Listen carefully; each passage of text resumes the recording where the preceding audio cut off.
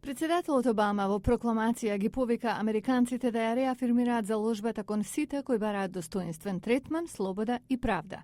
Учесниците на собирот по повод неделата во фондацијата Heritage подвлекоа дека, иако Берлинскиот зид падна пред 20 години, многумина во светот се уште се угнетувани.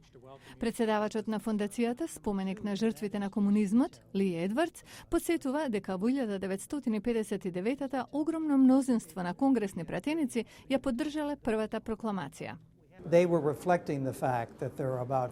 Го одразија фактот дека 30 на милиони американци дојдоа од комунистички земји, така што потегот беше исправен од аспект на човековите права, како и политички. Прокламацијата дала надеж на милиони кои живееле под угнетувачки комунистички режими, вели Ли. Го одржа духот на надеж и оптимизам против советската тиранија.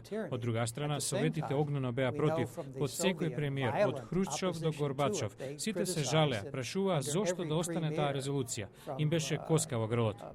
За Марек Чудакиевич, професор по историја при Институтот за светска политика, транзицијата од комунизам кон демократија во Источна Европа и поранешниот Советски сојуз била тешка и варира од една земја до друга. Post-communism. Same thing. Комунизам, посткомунизам. Иста работа, наликува различно. Прво беше постсоветскиот сојуз. Балтичките земји најповеќе напреднаа во демократијата и слободите. Белорусите се замрзнати во времето, под национален болшевистички режим што користи национализам за да остане на власт. Украина е голем прашалник, бидејќи без оглед на надворешната закана и внатрешните контрадикции, упорно се обидува да ја одржи слободата и демократијата.